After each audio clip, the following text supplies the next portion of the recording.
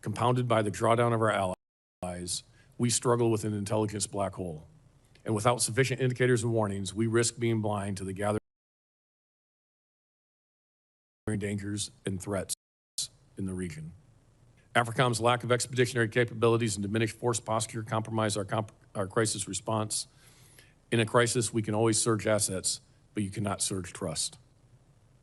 Our reduced presence on the continent also allows disruptive actors to drive the agenda, undercutting American interests.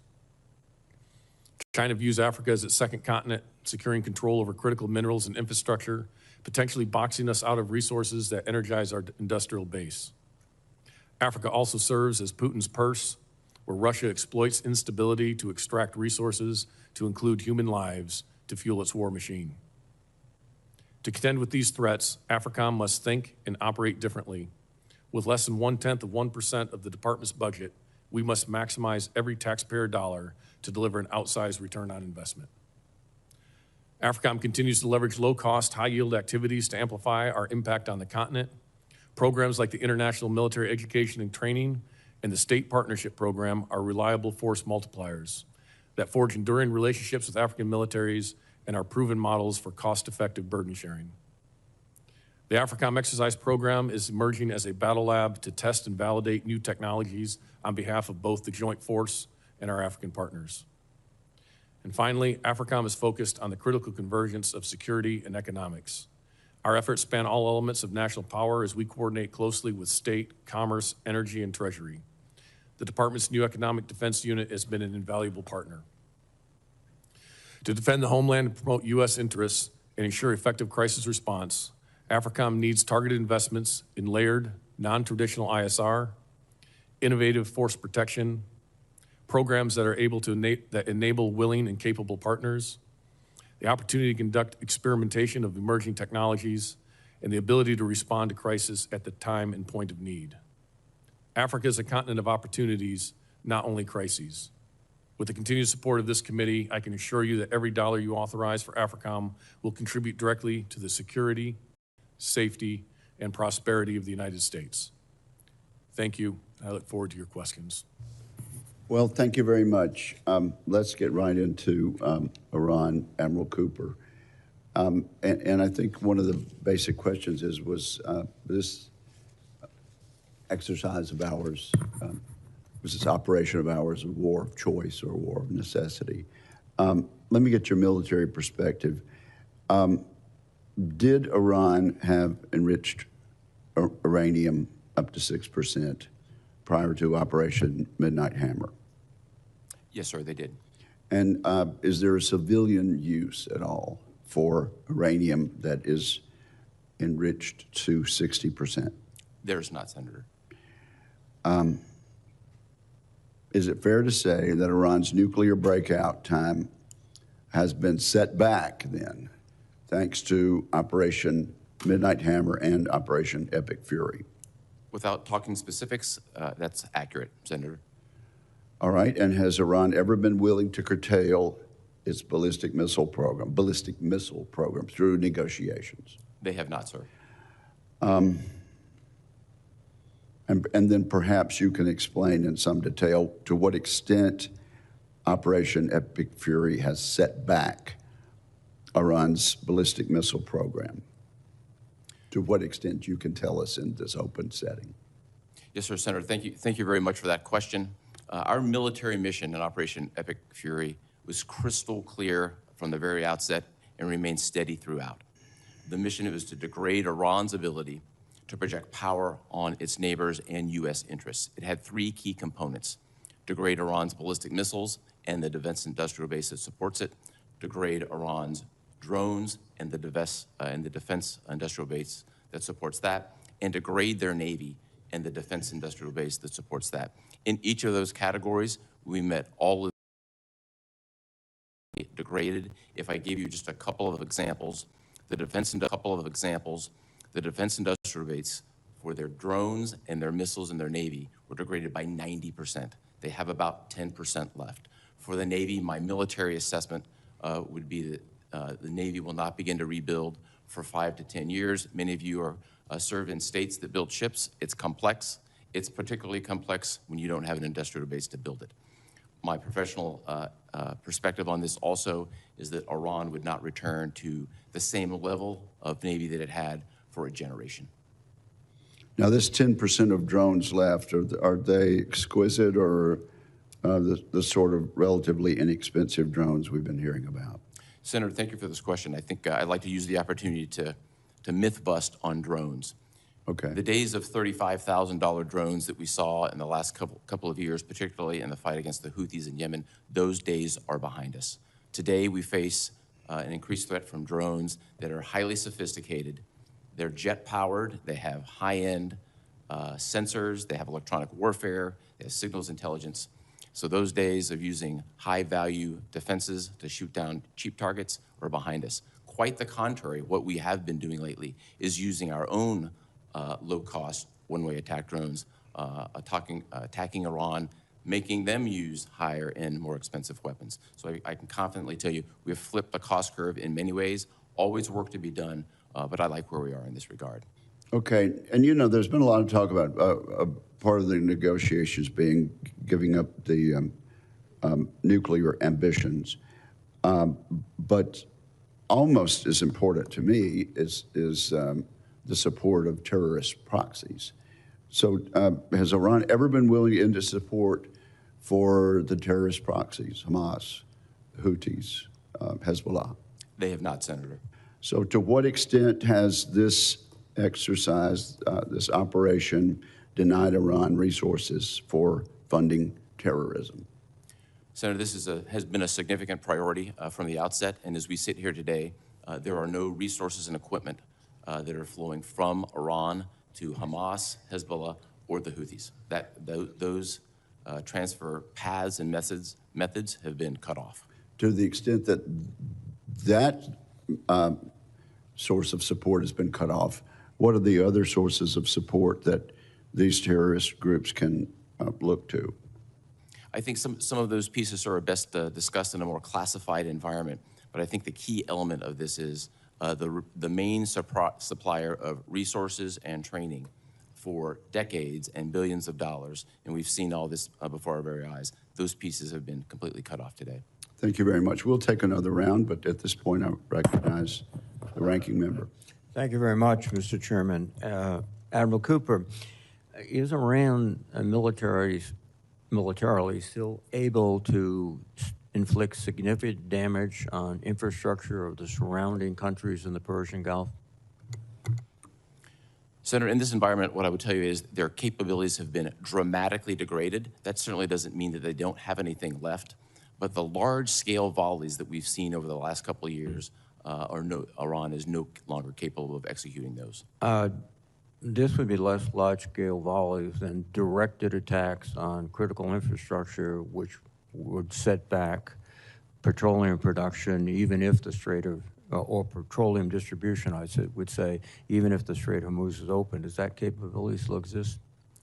Capabilities across the board inside Iran still exist at a degraded scale. We've also planned accordingly for each of these scenarios, if necessary, to deal with them from a defensive perspective. So,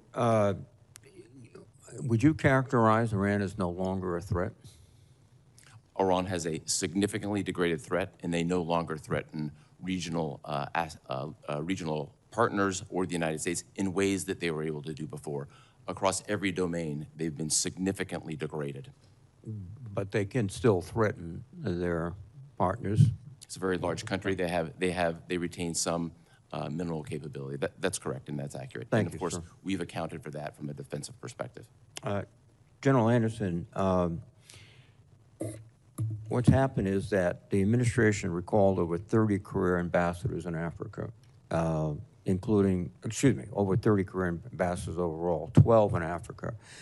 The United States has only 14 confirmed ambassadors. In other words, 40 ambassadorial posts in Africa are vacant or filled by charge d'affaires. Is it essential to your work to have fully functioning embassies with ambassadors? Senator, we work very closely with all the embassies across the continent to pursue and further American interests. And so that relationship with these embassies is critical for AFRICOM's effective engagements. But what about the ambassadors? Yes, sir. So the ambassadors do enjoy access. I think that that's important to have ambassadors in place because the hierarchical nature of many of the African countries is that if you're not an ambassador, you don't always get access. And so there is obviously benefit to that. And we coordinate with them quite closely when we engage. Thank you very much, sir. You are combating one of the most sophisticated information warfare operations we've seen in a long time from Russia. What can we do to improve your ability to withstand this information operation and also to engage in something on the same level by the United States? Yes, Senator, I appreciate the recognition of this concern because our adversaries are very active in the information domain. As you highlighted Russia, I'd also say China is also very active in these domains. They use this to undercut not only our interest in Africa. This is an area that I've talked to several of the leaders across, especially coastal West Africa, that are very concerned about the Russian propaganda that is destabilizing their democracies. For me, we have a limited budget that we are mostly in a reactive mode to respond to issues. What would be beneficial as one of the few entities that looks across the entirety of the continent is a consistent budget that would allow us to campaign in the information space. We coordinate very closely with State Department and others on this and work with the embassies, but our ability to look across the continent and highlight these things, I think, is an area where we could be of benefit to the American interest. Thank you, sir.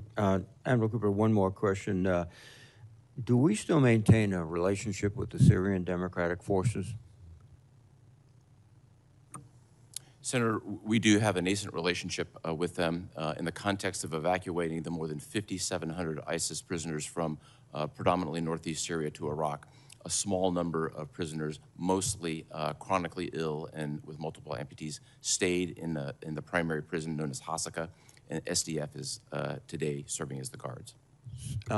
Just a follow-on question. Do you detect any sort of kind of resentment or to our rapid departure from SES?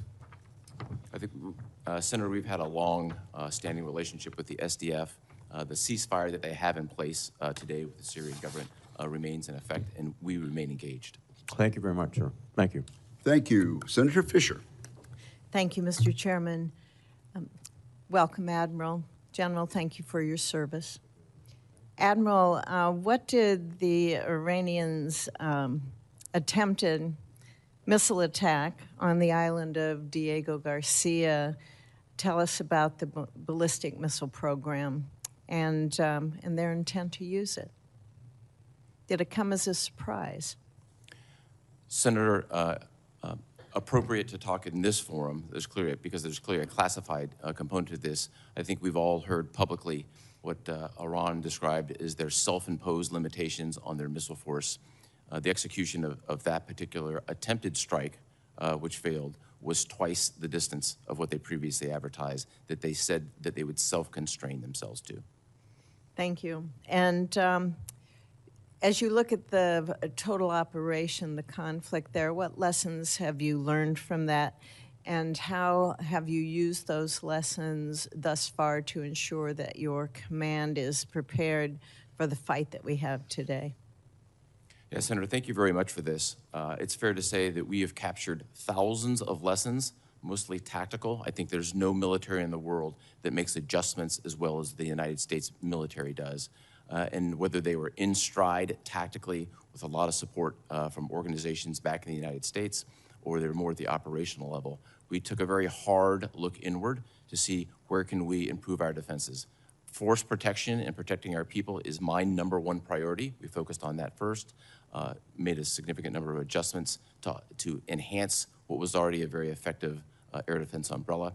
And that's where we are predominantly focused, as well as putting ourselves in a position to meet a wide range of contingencies going forward. Thank you, sir. General Anderson, ISIS is on the rise in Africa, and you've been very, very clear about that. How is your command working with our partners in order to address that? Senator, you are correct. ISIS is putting a concerted effort in its establishment on the continent.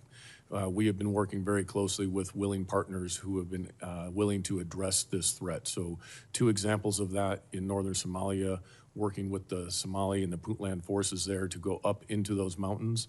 What has been key there to putting pressure and isolating the ISIS leadership there is the partners' ability to stay in those mountains. And so our partnership to provide them the intelligence, some training, and some limited logistics that allow them to stay is helping isolate that leadership node in Somalia. We've also been working very closely with Nigeria, who has in the last few months opened up with a very positive engagement with intel sharing and ability to go after and target some of these terrorist threats that are in northern Nigeria. And so that has been a positive area that we've seen as well. We would like to reestablish some pragmatic relationships in the Sahel, where ISIS also has a stronghold, where they are currently holding an American hostage in order to gain better access. And that's an area we need to continue to improve, to work with those partners for a intel sharing and understanding of what that threat is there. But we are working very deliberately with our partners to address these common threats. Do you feel that you're appropriately resourced to address these threats? We have the minimum necessary resources in order to address the threats. In order to do this, because of the size of the continent and the complexity of those attacks or of those threats, in order to thwart these, we have to shift resources, and that entails taking some risk in those other areas in order to address the primary efforts. I'd like to have you address some of the connections that we see with the drug cartels, with the terror groups. Can you elaborate on those, especially with regards to the Central and South American cartels? Yes, Senator, that's an area that is emerging that is causing us great concern. So 2 points to that. Recently, there was a interdiction based on some intelligence that we were able to provide that the Spanish interdicted a shipment of cocaine that was 35 tons of cocaine. We believe that's about $1 billion of street value. We believe that's the largest interdiction in history. That came out of South America. It was transiting along the west coast of Africa towards another location that I could talk about in a classified environment. And so we're seeing more of that drug trafficking coming in, and the terrorist organizations are helping transit that. They're getting payments through that, and there's a symbiotic relationship that money then comes back to our hemisphere, to those drug cartels, but also helps provide fuel for those terrorists. Another area that I think is important to highlight is that in the last 18 to 24 months, we have assisted in, or at least tipped off many partner nations to drug activities and labs in their country. In this time, 11 of the 12 drug labs that have been interdicted have had Mexican cartel members on site, to include the largest drug lab that had ever been disrupted in South Africa, that there were Sinaloa cartel members on site. And so they are actually doing production now in Africa, as well as the transit of that across the continent. So we're watching this develop, and it's of concern as this fuels both the terrorists and the cartels. What's the destination of those drugs? Those drugs are destined for the Middle East, for Europe, but we're also seeing them then come in through the northern route back into America. As we have applied pressure on the southern border, they're finding other means to bring those drugs into our nation. Thank you. Thank you, Senator Fisher. Senator Blumenthal. Thanks, Mr. Chairman. Thank you both for being here. Thank you for your extraordinary service in a difficult time. General Anderson, I want to express my condolences to you and your team and the families of Lieutenant Kendrick Lamont and Specialist Maria Collington. The Army's lost 2 young patriots and dedicated man and woman, and I'm certain that the recovery mission was difficult. And I want to commend your team for bringing closure to their families. Admiral, there's been public reporting that Iran continues to have as much as 70 to 75% of its missiles and launchers available to threaten shipping in the Strait of Hormuz. Does that reporting conform roughly with your estimate as to Iran's continuing strength? Senator, thank you for the question, and first, thank you for your time these past few days. It's been meaningful and very much appreciated. I think it's appropriate in this forum. My perspective is the numbers that I've seen in open source are not accurate. I think what also is not taken into consideration, it's more than just the numbers. It's the command and control that's been shattered. It's a significant degradation in capability, and it's the lack of any ability to then produce any missiles or drones on the back end. I think we have to take a holistic look at that, and that's what we've done.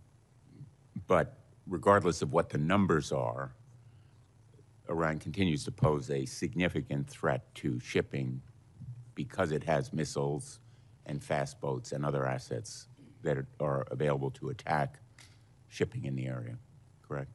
Senator, in each of those cases, their capability have been significantly degraded. If I just use my own professional experience, in 100 transits through the Strait of Hormuz, you would typically see 20 to 40 fast boats, and lately we've seen 2 or 3. So the degradation means it's been significant, but some residual capability does exist. With respect to the threat that remains, your forces were successful in Project Freedom in enabling ships to go through the strait, correct? That's correct, sir. And Project Freedom was stopped for what reason? Senator, I think I'll look back a couple of days ago on the chairman of the Joint Chiefs testimony before the Senate Appropriations Committee. I think he characterized it well. The situation in the Strait of Hormuz is rather complex these days, and I would offer just these quick points. First and foremost, the United States controls into and out of Iran. The Iranian capability to stop commerce has been dramatically degraded through the straits, but their voice is very loud, and those threats are clearly heard by the merchant industry and the insurance industry. Those are factors. There's certainly factors in energy. But and Project, on top of all Project, I apologize for interrupting, but I'm going to run out of time, as you understand. I think the point that I want to make here is that Project Freedom could be started again, and the voices of the Iranians, large as they are, could be contradicted or reduced in impact if Project Freedom were ongoing and the world could see that shipping was going through the straits. Am I off? Of contingencies that we are prepared to execute, and I would defer to the policymakers on anything having to do specifically with the Strait of Hormuz, particularly during this time of sensitive negotiations where it's front and center in the negotiations. And have you seen any progress in those negotiations? Senator, I'd refer to the diplomats and the team engaged in the negotiations. Let me ask you, in the time that I have left, one of the objectives that President Trump articulated at the beginning of this war, which in my view could not be accomplished with bombing, was to secure the enriched uranium. Would you agree that taking possession of that uranium would require boots on the ground and significant casualties for United States forces? Senator, in this particular forum, I think it would be highly inappropriate, given the classified nature of any contingencies, to talk about the nuclear program.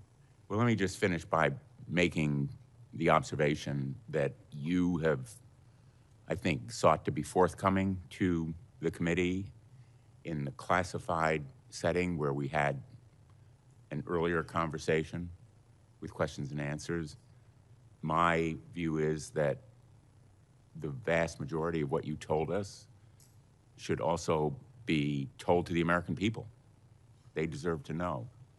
And our adversaries know a lot of what we know.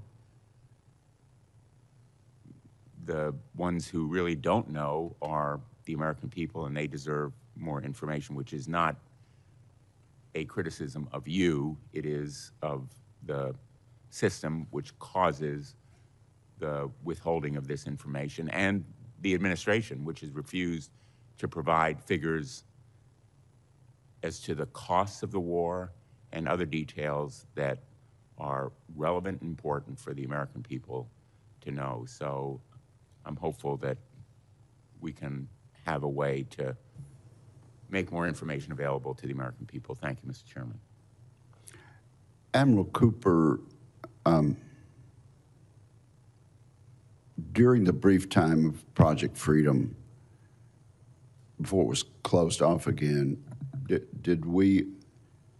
can you say in this setting whether or not our services were able to open the strait? Senator, thank you for this, very much appreciated. As has been publicly highlighted, the first two ships to flow from the Arabian Gulf, from the western part into the east through the Strait of Hormuz were U.S. flagged vessels that was successfully executed, and U.S. Navy destroyers then came into the Arabian Gulf, operated for a number of days, and then, as you subsequently saw, flowed out of the Arabian Gulf. Okay, so Senator Blumenthal's question presumed that you could give in public your judgment as to whether the United States is capable of doing that again. Senator, there's a military component of this, and then there's also a policy component that I would leave to the policymakers. But from the military standpoint, we could do that again, could we not? We just did it last week. Thank you. Senator Ernst, I believe. Thank you, Mr. Chair. And gentlemen, thank you for being here today, and to your teams as well. We truly appreciate your. I also want to acknowledge the loss of the two individuals in Morocco, and thank our Moroccan partners as well for their contribution in the recovery efforts.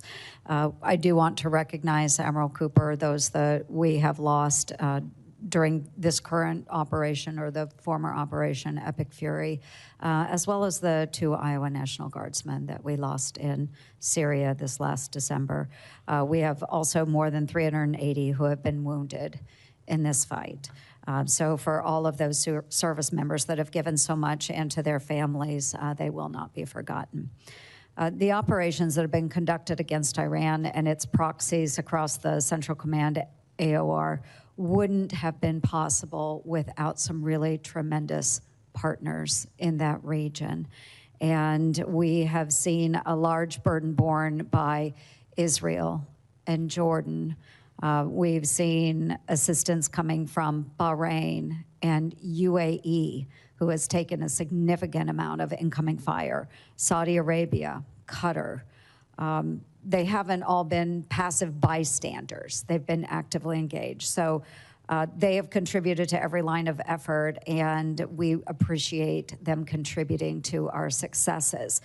We can't overstate what their basing access logistics, their networks and intelligence cooperations have meant operationally to us. So, Admiral Cooper, what is the one, or maybe two things that you want all of us to understand as we walk out of this hearing, knowing about what our allies have assisted with in this fight? Senator, first, thank you for the question, and thank you for your leadership, and thank you for all that has been done by the great men and women from your state. Thank you. They've played an outsized role, so thank you for that. Thank you. In terms of our partners, I think a key feature is we have enhanced mill-to-mill relationships across the board in the Middle East. As we sit here right now, we have 5 specific partner nations who are not just conceptually side by side, but literally side by side with the United States in defense. The United Arab Emirates, Bahrain, Kuwait, Qatar, and Saudi Arabia. Over the course of Epic Fury, they defended themselves and they defended Americans. In addition to those key allies, everything that we've accomplished would have been impossible without the Kingdom of Jordan, and clearly we were operating very closely with the State of Israel. I think that group in particular should be commended. They didn't just execute missions, they served side by side with Americans and protected Americans. Thank you. And this takes years to develop those friendships, those relationships, the mill-to-mill work that you do. Is that correct? It does. There's the mill-to-mill work, there's the friendships. It's all about bringing these together, and the air defense umbrella that's been created has been in concept for the better part of a decade and a half, now fully realized. Mm-hmm. And again, I just want to reiterate that we have such tremendous partnerships with so many of those nations, and we thank them for that. I'll move to AFRICOM now, General Anderson. Over the past couple of years, the U.S. has been withdrawing forces from a number of countries, including Niger, Mali, and Chad. And Russia's African Corps has moved in to fill that vacuum. Where we don't exist, others will. But just a few weeks ago, they retreated from Kidal, Mali, under fire. They had surrendered to the very militants that they were sent to defeat. So we have some really interesting dynamics going on in that region, and AFRICOM is left with the responsibility for a lot more high-risk, high-threat posts than any other combatant command in the world. So walk us through, just very briefly, what AFRICOM cannot do today that it could 5 years ago. Well, Senator, I think there's one very poignant example that I can use very quickly is that 5 years ago, as a commander of Special Operations Command Africa, Philip Walton was taken hostage in Niger and transported by bandits who were being prepared to be sold to terrorist organization. We were able to identify him in 24 hours. We were able to pinpoint his location within 48. He was rescued in less than 96. That was largely due to the access that we had, also the partnerships and the relationships that we enjoyed. Today, Kevin Rideout is on day 205 of captivity, largely because we don't have the access that we had before and the relationships that are necessary, and that posture reduction has been difficult. And he was also taken out of Niamey. Unfortunately, he was then sold by the bandits to ISIS and is being held there today. And thank you for that. And Mr. Chairman, I just want folks to understand the lack of presence that we have in AFRICOM and that exact difference. So thank you, General Anderson, for a very, very specific example of what a lack of presence has meant. Thank you, Senator Ernst. There's a proposal for substantially more funding for your command. Is that right, General Anderson? Senator, that is correct. The presidential budget significantly increases our budget and addresses some of these key concerns. Well, that one example you just gave, would that be addressed by these proposed additional funds? So not entirely, Senator, because the access and relationships are what were key there. But we do, because of this, because of that lack of posture, need more investment in expeditionary capabilities, and that is being addressed in the proposed budget. But those relationships that the Senator highlight and maintaining those relationships are absolutely critical because you cannot surge trust in the time of need. Okay, well, you and I have gone back and forth about unfunded requirements. And so I guess your testimony is that that's not a matter of funding, it's just a matter of relationships. Senator, that is a matter of relationships. The funding that we would ask for that would help us is the contingency response ability, expeditionary, but also some targeted programs to work with key partners who are willing and able to address the threat, to increase their capability and capacity to do that. So those are the investments. Those are all included in the proposed budget. So right now, I don't have many needs. Very well. Senator Kaine. Thank you, Mr. Chair, and to our witnesses. President Trump's decision to unilaterally take the United States into a war with Iran is deeply unpopular in Virginia. We are a very pro-military state, a very pro-military state.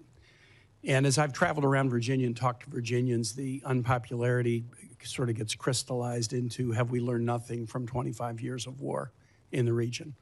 14,000 American troops and contractors died in the war on terror in Iraq and Afghanistan, more than 65,000 injured, $8 trillion spent. And Virginians who've watched their friends and family repeatedly deployed over the last quarter century have grave concerns about what was accomplished and was the sacrifice worth it. our troops sacrificed so bravely. Chief Warrant Officer Robert Marzahn, one of the 14 who have died in epic fury, Spotsylvania County, Virginia. Our Ford Carrier Strike Group just returned the longest post-Vietnam deployment of any carrier. Our folks sacrifice. They want civilian leaders to make the right decisions about whether and when and how they should sacrifice. And there's deep concern that in this instance, the decision is a wrong one. Part of it is a failure to really grapple with history. In the hearings in this committee, I've heard over and over again, and I've heard the President, Secretary of Defense talk about Iran's bad actions since 1979. And everything that's been said about Iran's bad actions are true. But there's a lot of the story that folks don't talk about. History didn't begin in 1979. Iran and the United States were allies in World War II. One of the pivotal events in World War II was the Tehran Conference, where President Roosevelt, Winston Churchill, Joseph Stalin met in Tehran to guarantee Iran independence, stable borders, and sovereignty. Iran loved the United States. The United States led a coup to topple the democratically elected government of Iran in 1953 during the Eisenhower administration. The United States propped up a dictatorship, the Shah of Iran, trained the secret police, the Savak, that tortured, exiled, imprisoned, killed Iranians by the thousands. And 26 years after that, there was a revolution, 1979, and yes, then it was death to America. The U.S. funding a dictatorship and toppling a democratic elected government led to an Iran that has been very hostile, and all the events my colleagues have talked about since then are accurate. But just as Iran seized our embassy in violation of international law, then the United States funded Saddam Hussein for Iraq to wage war against Iran in the 1980s, killing hundreds of thousands of Iranians. And just as Iran funded proxies that bombed a Marine barracks on our embassy in Beirut, the USS Navy shot down an Iranian civilian aircraft in 1989, killing 290 civilians. And the U.S. invaded Iran's next-door neighbors to topple their government. And then, yes, Iranians attacked U.S. troops arrayed near their border, and we've attacked and killed their leadership. I'm not saying that Iran is good. Iran is horrible. Horrible to its neighbors, horrible to people outside its borders, and even worse to its own people. But if you ignore the history of the back and forth between the U.S. and Iran, you will not get this right. If more war between the U.S. and Iran were the answer, we would have found the answer sometime between 1953 and now. Here's something I think it's important for my colleagues to know. We did look for a path, a diplomatic path, to end this hostility that's been going on since 1953, and President Trump tore up a diplomatic deal over the advice of his Secretary of Defense and Secretary of State. And many of us said at the time, if you do this, it is likely to lead to Americans dying. If you make diplomacy impossible, you will make war inevitable. And I believe the troops who have been killed in epic fury would be a diplomatic deal. Admiral Cooper, and to my colleagues on the committee, here's something that's pretty amazing that we shouldn't settle for. The administration is refusing to allow members of this committee to see the OLC opinion stating the legal case for war.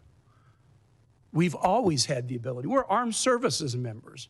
We're being asked to fund a $1.5 trillion budget, but our request to the DOJ to see the OLC opinion justifying this war, they have refused to allow members of the Armed Services Committee to see it. U.S. senators, appropriators, we're not allowed to see it. What are they hiding? If they will not allow us to see the legal rationale for the war, what are they hiding? And Mr. Charles just conclude and say, I hope we might, as a committee, whatever our agreements about the wisdom or the legality of the war, I hope we might, as a committee, agree that we should at least, in a classified setting, be able to read the legal opinion upon which this entire 76-day war is based. Thank you, Mr. Chair. Yes, thank you, Senator. You have made a statement that raises questions that these two witnesses are unable to answer, because you've asked you've raised policy questions. And so just for the benefit of those listening in, we have had the civilian leadership before this committee to answer questions like that, and these two gentlemen would have to decline. If you had formed that and stated that in the form of a question, they would have to decline to answer because that is a matter of policy. Who is next?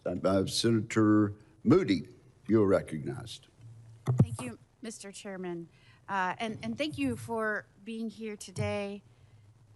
Admiral Cooper, General Anderson, thank you for your leadership to the men and women of CENTCOM and AFRICOM. Thank you for everything that you have done over the course of your careers and are continuing to do to serve our country. And I see there are so many men and women with you, behind you, to support these efforts today, to speak with us, to meet with us, to answer our questions. I know a lot of preparation goes into that, and so I thank you as well. Admiral Cooper, the fight you're leading, certainly with CENTCOM under your command, I'm always proud to say that that is from my home, based in my home county in Florida, Hillsborough County, Florida. That's where I was born and raised. It's been there since 1983, 43 years of commanding operations like we're involved in today. So proud to have you here, sir.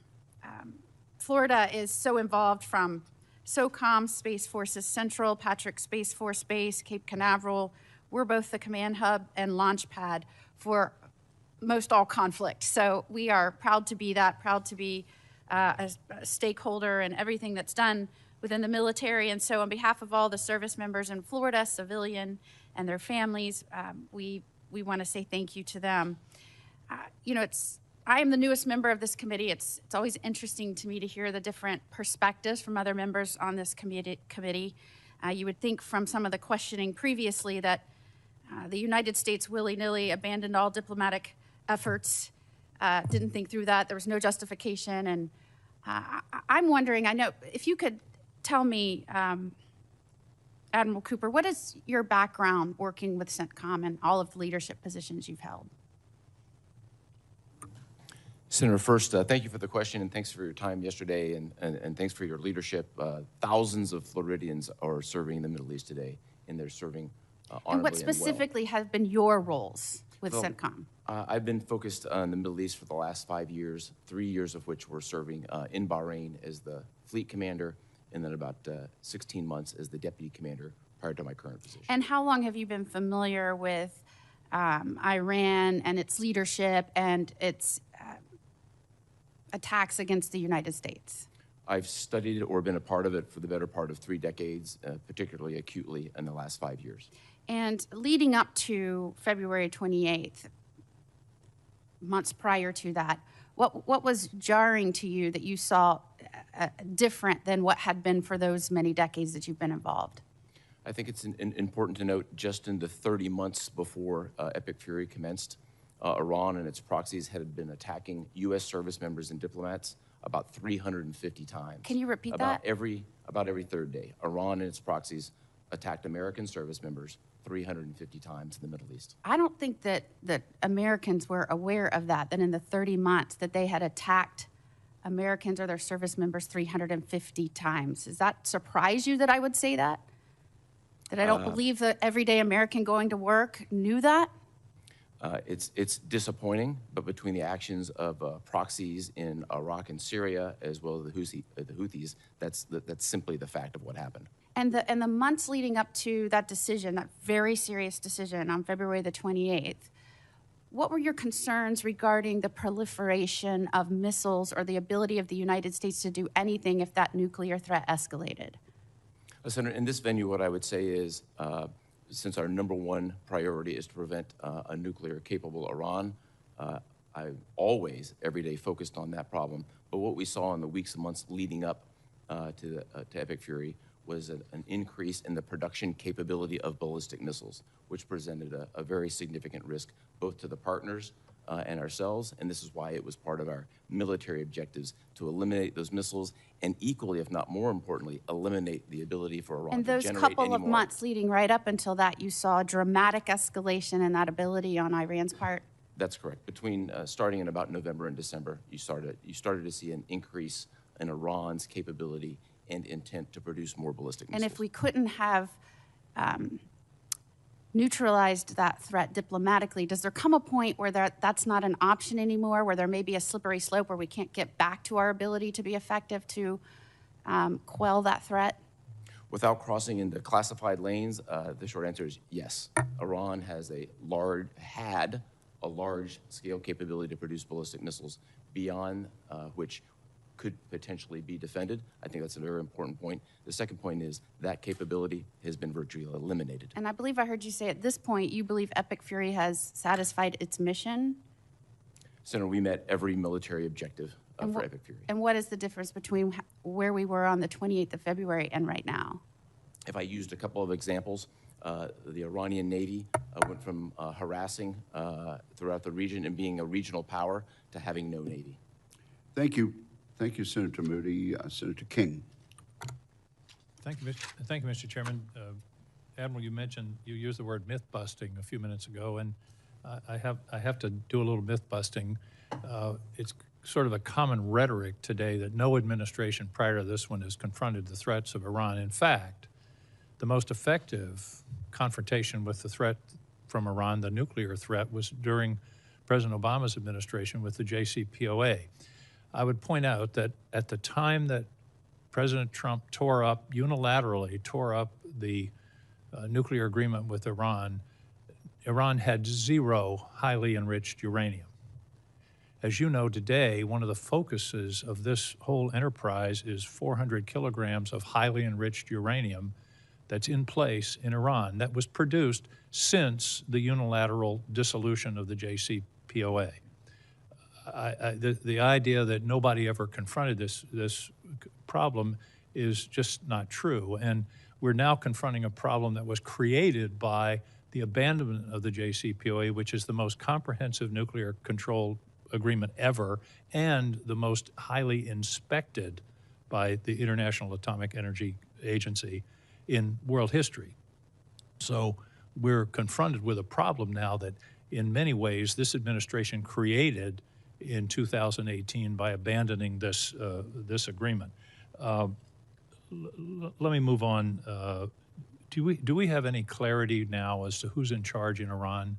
Do we know who has the power to negotiate and make agreements?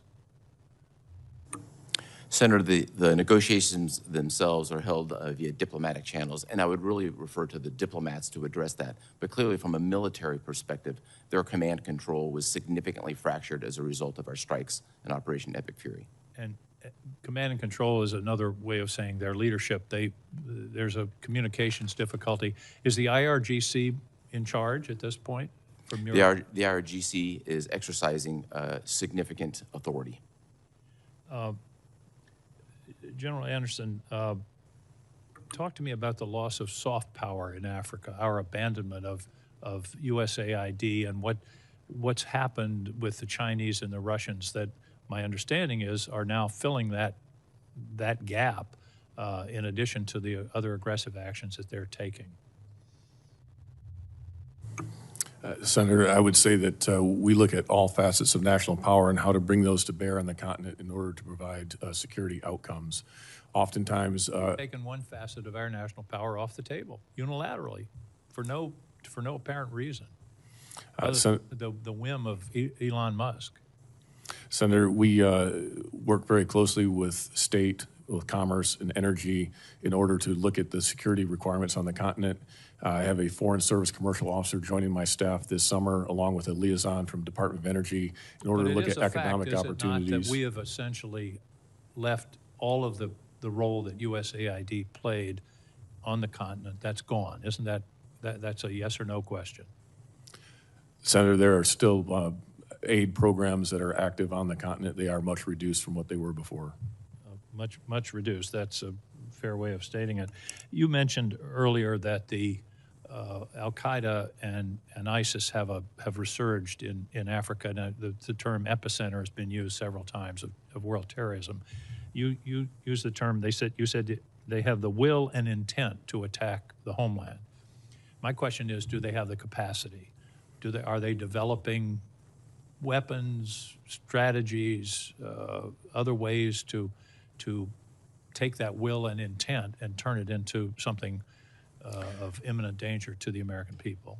Senator, that is the exact issue that is my top concern, is being able to provide, they have the assets necessary to provide the indication and warnings to know and be able to identify when they shift from that will intent to have the capacity and capability. That is something that is very difficult for us to ascertain in the Sahel right now, given our limited posture. That was going to be my follow-up question, is do we have the capacity to determine their capacity? It sounds like you just said we don't have the capacity that we should have or need. Senator, we are, that's why in the President's budget, we have asked for additional intelligence, surveillance, and reconnaissance capabilities, and why we're also looking at a layered approach to look at everything from surface to space, to look at commercial assets, to look at emerging technologies, open source as well, and use these technologies, especially artificial intelligence, in order to fuse these multiple different types of layered ISR in order to gain that understanding and illuminate this black hole of intelligence in the Sahel. We cannot sustainably afford to do that solely with airborne ISR, so we have to look at a multifaceted approach. There are some very promising emerging technologies that we are looking into and that are affordable and sustainable, and that also can work with our partners. Because one of the key points to this is not necessarily ours to action. So having that the intelligence that we can share with partners so they can then action those on a mutual threat is going to be key to our future. But being able to understand that is the #1 priority of the command, and where we are looking at investing with emerging technology. And I think, as you've testified, if they take over the capital of Mali, that's a very dangerous moment. That would be a game changer, I believe, in how they would be viewed internationally and what traction they would be then, I think, to other adherents. Thank you. Thank you. How would that affect Americans, General? Well, I think that would then give momentum to these terrorist organizations that have the will and intent, and it would allow them to then start moving towards the capability and capacities that Senator King just mentioned. And so that then, I think, poses a threat in the long term to the United States as they continue to develop this. We know that they have not given up this intent, and it's just a matter of having the time and space to develop them. And it would be Vladimir Putin that would be happiest about this. Is that correct? The prudent that what, sir? That it would be President Vladimir Putin who would rejoice at such a contingency? Or would it be Xi Jinping? I can't speak for what either one of those leaders would believe, but I think that they would be able to parlay that to their interest. Well, who's financing this contingency if it were to happen? Of the terrorists? Yes. They're gaining, they're through lots of illicit materials. So it's not necessarily directly from a state actor. They're working with, as I mentioned earlier, the narco-terrorist trafficking. They're doing this through kidnap for ransom. They're doing this through other illegal smuggling.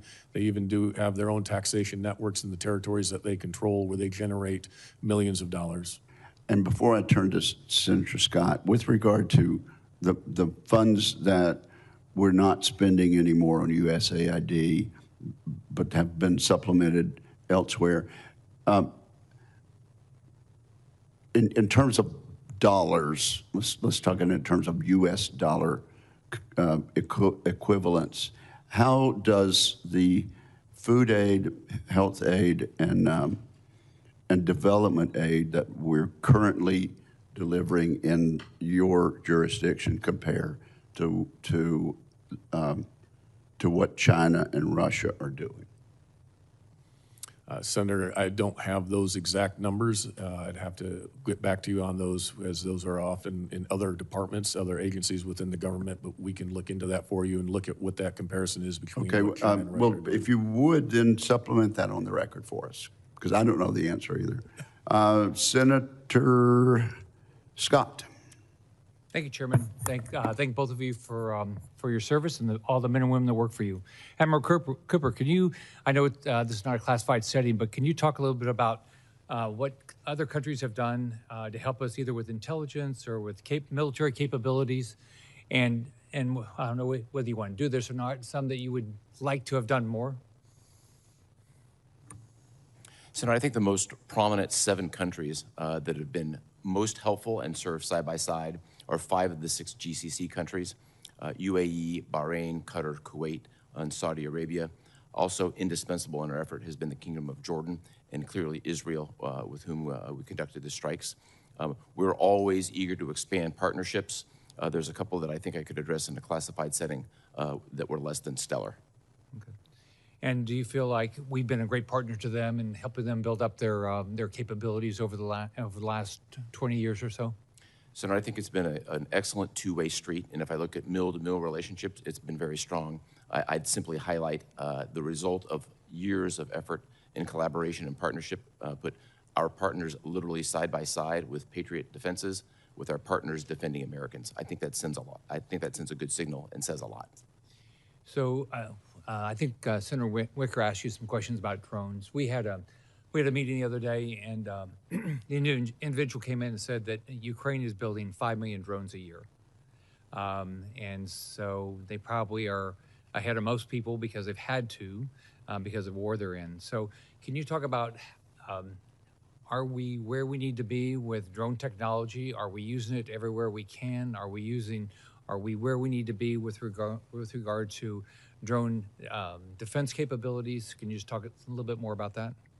Yes, Senator. First, I would say that the Secretary and the Department's focus on drone domination, drone dominance, has really kick-started our capabilities and flowed more capabilities into the region much faster than we had seen before. And many of those capabilities have now been proven in combat. I think in a classified setting, I'd like to tell you what that looked like. But as we sit here today, we have drone capabilities in the air, on the sea, and under the sea as a result of this initiative. Do you have any feel for whether the impact you've had on Iran has impacted their ability to help Russia in their war against Ukraine? So I think best to discuss that in a classified setting. Clearly, Iran and Russia have had a years-long relationship, particularly when it comes to drones. So what are you most proud of? What are you most proud of that you've accomplished since you've had this role? Absolutely, number 1, 2, and 3. I'm most proud of the men and women who executed an extraordinarily complex mission, the first major combat operations that the United States has seen in a generation, establishing, in my mind, the latest, greatest generation of American warriors. Same question, General Anderson. What are you most proud of that you've accomplished so far? Senator, I think I would agree with Admiral Cooper that it's the men and women of the very small footprint and very small amount of resources punch way above their weight class and have outsized impacts on the continent. What we just did in African Line in Morocco was significant in our largest exercise on the continent of bringing over 40 nations together to include over 36 African countries and nations as far away as Brazil and Japan. That ability to convene is one of the great powers of the United States, and it differentiates us from many others. So I am proud of the fact that we can do that and that we can not just pursue our own readiness, but actually bring multiple nations together to address common threats. Thanks, both of you, and thanks to all the men and women that work for you. Thank you very much, Senator. We have Shaheen and then Hirono. Thank you, Mr. Chairman, and again, thank you to both of you for being here and for your service. I wanted to pick up on Senator King's questions about the closing of so much of our foreign assistance in Africa, General Anderson, and Senator Wicker asked what we're seeing in terms of China. I have a couple of examples that I think are worth pointing out how much that has meant in terms of China's ability to make inroads, because China has actually eclipsed Russia as the largest weapons exporter to sub-Saharan Africa, which I'm sure you're aware of. And 70% of all African armies now operate vehicles from the PRC as opposed to the United States. Beijing's looking to expand military grants, training, and joint exercises between the PRC and African countries. And we don't have the kind of foreign assistance soft power that we did before the elimination of USAID. But you mentioned, General Anderson, that you've taken on a foreign commercial service officer, which I think is a really interesting idea. And as you're aware, I'm sure, at INDOPACOM, Admiral Paparo has really used this to good advantage, coordinating with the State Department, with the Development Finance Corporation, with the U.S. Trade Development Agency, and the Millennium Challenge Corporation to identify potential projects to work on in that AOR. So can you talk a little bit more about how you're identifying development projects and whether you need any other authorizations from Congress or support for this effort from us so that you can help implement the kind of coordination that's going on in Indo-PACOM?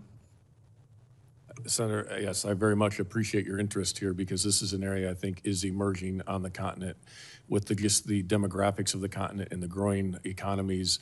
Being able to identify the intersection of security and economics is absolutely vital. All of the agencies you mentioned are ones that we are coordinating with to make sure that those investments go into the continent and have the greatest effect, but they're also informed by what are the security implications. So sometimes it may not have the same economic return, but that return may come in security. And that's where we come in, is being able to convene some of these different agencies as well as private industry to be able to articulate what those security concerns are, what those implications are, and then also the fact that we are able to execute exercises and other things around the continent helps go into the calculus of those investments and buy down some of that risk. So that is what we're looking to develop. So do those agencies routinely check with you if there's a major project that they're looking to fund in Africa?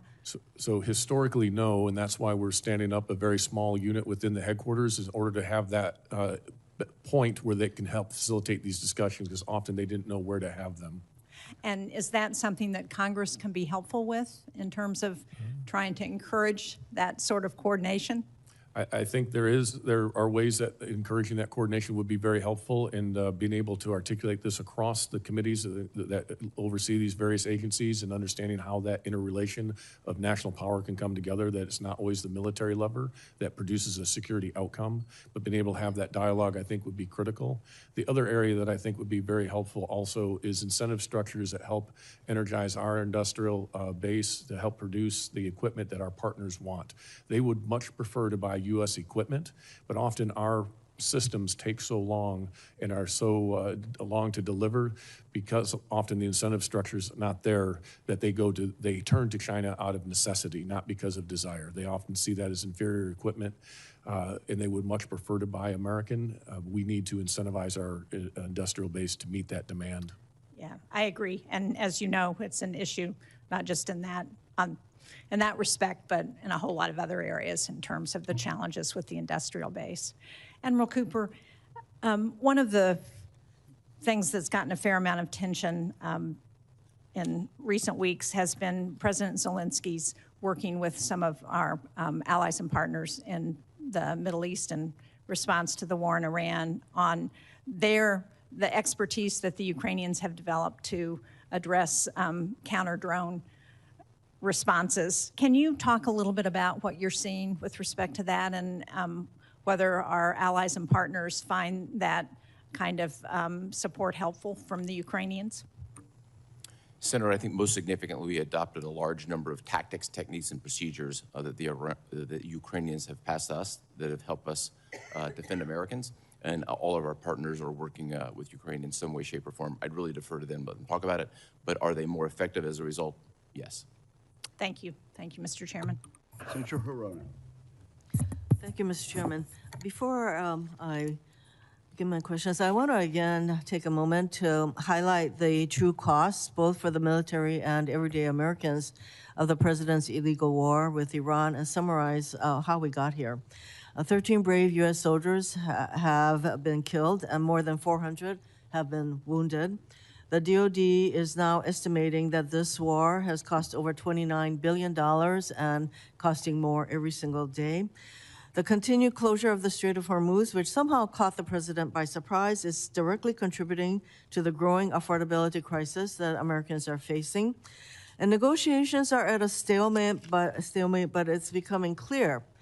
This president's plan is to attempt to secure an agreement that looks very similar to the 2015 JCPOA, which my colleague, Senator King, referred to, which this president recklessly tore up in 2018. As you recall, the JCPOA, which was an agreement that also included countries, not just us, it included France, the UK, Germany, China, and Russia. And the JCPOA put limits on Iran's nuclear program, with a rigorous inspection and monitoring program run by the IAEA, all of which was tossed out by President Trump. And while that agreement did have a sunset clause, what we should have done was work diplomatically with our allies to extend it. Instead, here we are, engaged in another endless war in the Middle East, no end in sight, that is driving up costs, undermining military readiness, and alienating our allies with neither a clear rationale for starting the conflict, which the president originally said, oh, well, then maybe there'll be regime change, and now he seems to have landed on preventing a nuclear-capable Iran, which was exactly what the JCPOA was intended to do. Admiral Cooper, did the president ever explain to you why he tore up the JCPOA? Senator, that's a policy matter that I would have expected anyone to discuss He never with me. explained to you why he tore up the JCPOA. He either explained it to you or he Senator, I didn't. was I'm in not a- asking you for the actual conversation, but did he happen to explain to you why he did something which led to the very nuclear crisis that we're now confronting regarding Iran and their enriched uranium? Senator, I was in a completely different assignment when this occurred 8 years ago. So apparently the president didn't have a discussion with anybody. In fact, it was a unilateral decision that he made. Now, you have vast experience, Admiral, and the Navy, et cetera. And before we attacked Iran, did it cross your mind that Iran may close the Strait of Hormuz? Senator, as you know, one of my responsibilities as a combatant commander is to generate a wide range of options with associated risks and opportunities, present those to the Secretary and the President. I think it'd be inappropriate to talk about what those specifically are. Well, I'm just asking but whether we always make them very comprehensively. Excuse me. I'm asking whether with your experience, the thought that should we attack Iran, that they would close the Strait of Hormuz, did that cross your mind? Senator, I've transited Yes or no? through the Strait about 100 times. I think of the Strait of Hormuz virtually every day. So is that a yes? That think- I you think are it- very as- aware that the Strait of Hormuz, the very thing that happened, that is something that you contemplated happening.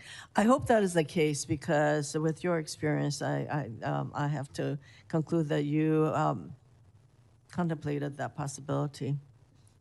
So you did mention that our diplomats are engaged in the negotiations. Well, who are those diplomats? Senator, I really would refer to the White House who specifically is engaged. Well, apparently the diplomats are Jared Kushner, who I don't think even works for our country, and Mr. Whitlock, Steve Whitlock, who happens to be I don't think he has a lot of experience engaging in these kinds of negotiations. So here we are. The JCPOA, which was a very intense, the results of very intense negotiations among many countries. And for us to act as though the idea of a nuclear Iran is just something that occurred to President Trump and not to his predecessors is pretty ridiculous. And in fact, we had in place a regime that was intended to do that very thing, which was to prevent a nuclear Iran. Mr. Chairman, thank you. Thank you, Senator Hirono. Senator Cotton. Gentlemen, thank you for your appearance and your service to our nation, and many thanks to all the troops that you represent. Admiral Cooper, some critics of Operation Epic Fury have referred to it as another forever war.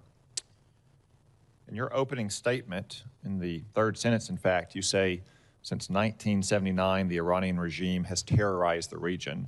Is it fair to say the only forever war here is the war of terror that Iran has waged against the United States and the civilized world for 47 years? I would agree that that was a sustained effort by Iran. Okay.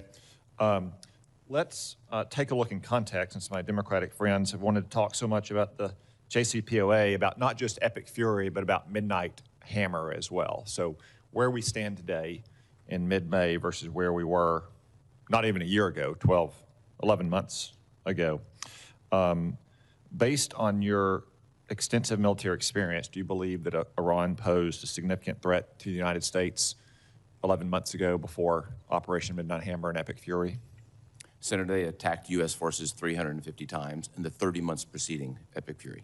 Do you believe that absent Midnight Hammer and Epic Fury, do you believe that threat was likely to continue to grow? Yes. Microphone, please, so we can Yes, for the sir. record. I Thank do. you. Is Iran now less of a threat than it was 11 months ago? They are significantly less of a threat. Is it fair to say that the Iranian regime is still a revolutionary terrorist regime even after all the deaths of their senior leaders? They are. Yeah.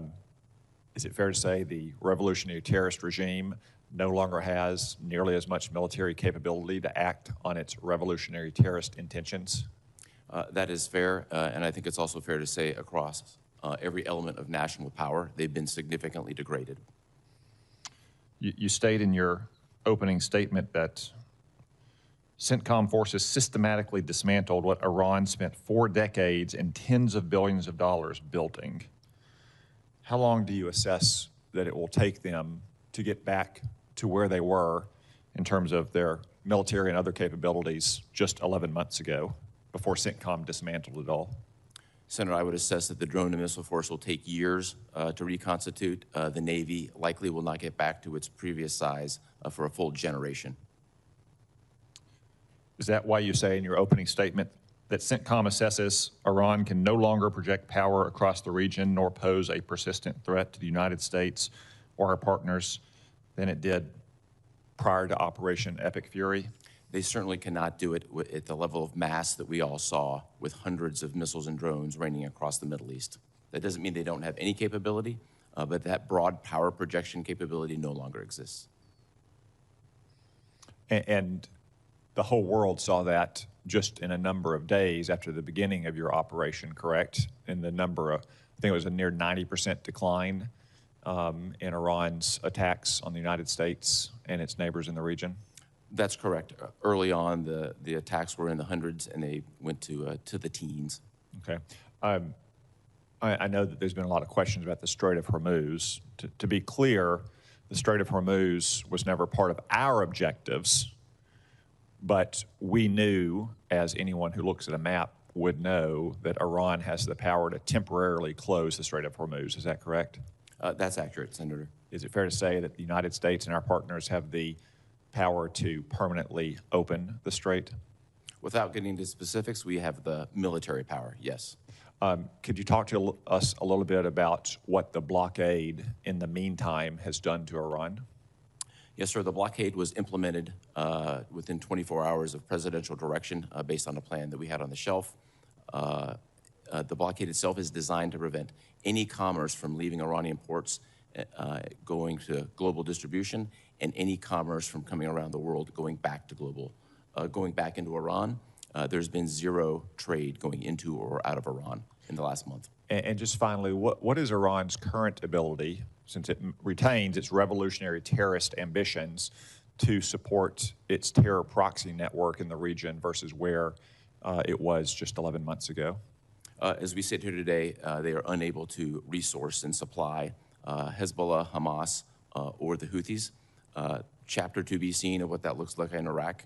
New prime minister wants to distance himself from Iran, but we'll see. That's what it is committed to. We'll see what that looks like. So they can't support their terrorist proxies. They're years and years away from reconstituting, if at all, their missile and drone forces and their nuclear program, and they're a generation away from rebuilding their Navy. Seems to me like a little bit better position than we were relative to Iran under Barack Obama and Joe Biden's disastrous nuclear deal. Thank you. Thank you, Senator Cotton. Senator Slotkin. Thank you, gentlemen, for being here, and thank you for what you're doing. I'm going to direct my questions to Admiral Cooper, excuse me, and I'm going to give a good pass to my fellow Michigander from Ypsi, Michigan. We're happy to see you in service. Thank you for what you're doing, and you're always welcome back home when you retire. I think I feel like whatever feelings I have about the imminence of the threat from Iran or not, we want our military to come through this war as successfully and safely as possible. I am interested in making sure we get out of this quickly and safely. And I have actually no doubt that with all the firepower we've used in this war, that we've degraded their nuclear capability, their ballistic missile capability, their terrorism capability. And as someone who served 3 tours in Iraq, I saw that terrorism up close and personal. But it is hard to say, sitting here with the Strait of Hormuz closed and every American feeling a deep, deep spike in the price of gas, and that we're only in the beginning of that we can't say we are overall better off until that strait is opened. And while I believe we could militarily open the straits, it seems to me that the Iranians have strategic geography. They have the ability, even though it's degraded, to project power onto things like the oil infrastructure in places like Saudi Arabia or Kuwait or anywhere they want, further hurting the world economy, the United States. Do you believe, is that correct, that while militarily we may be able to physically open the straits, that they still retain the ability to affect infrastructure in the region and therefore kind of have a veto power over the world economy right now? Senator, from a military perspective, I would characterize Iran as having a remnant capability across multiple domains.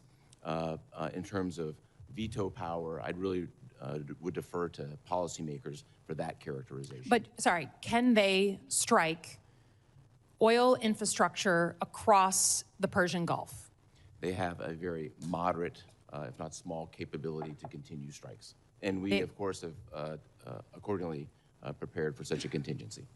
Okay, but if we have the power to militarily open the straits and their threat is, quote, moderate or small, why wouldn't we just do it? So I really would defer to policymakers in this particular matter, and the strait clearly is in the middle of the negotiation being undertaken now. Yeah, I mean, it just seems to me that they still certainly have, it may be diminished power, but if the United States military is not physically opening the straits right now, it's because the Iranians do have the real capability to affect strikes or drone strikes into the Gulf countries, affecting their oil infrastructure and sending the price of oil worldwide even higher. So, it may be diminished, but it's real capability unless I'm missing something. Can you describe for me, I'm very sensitive about the way that countries like Russia or China may be enabling the Iranians to target and kill American forces or to provide intelligence on their locations in real or near real time. Is it fair to say that the Chinese are providing intelligence to the Iranians to help them target U.S. forces? So I think best to talk about anything regarding intelligence in a classified manner. What I can say is the Iranian military is largely made up of Russian and Chinese equipment. Okay. I think, it feels like either Chinese government and or Chinese companies are helping and aiding and abetting the Iranians in providing that information. I understand we don't want to go into the details, but some of this is like out in open press. I would just say I personally feel like that crosses a Rubicon. Anytime we have another country providing that kind of intelligence to an adversary, I think that should play very heavily in our calculus and our conversations. I know the president is with the Chinese government right now, but I hope that no matter what party we're from, that's just a Rubicon. We all believe once you cross it, we're in a very different conversation, and I hope that's playing out in Beijing. I yield back, Chairman. Thank you. Senator Banks. Thank you, Mr. Chairman. Admiral Cooper, any update at all on activities in Afghanistan? Increased activity from ISIS or any other groups that concern you? Anything at all that you can tell us? Senator, just thank you for the question. Afghanistan remains on the forefront of what we're watching in terms of terrorist activity. I think best to address that in a classified forum. For right now, our partnerships in the region are suppressing that threat. Can you give any update at all for the record? No. Remains an area of concern for CENTCOM. You're tracking, paying attention to it. We're not completely ignoring Afghanistan. Remains an area of concern. We're paying close attention through a variety of partnerships. We're suppressing any threat. Thanks.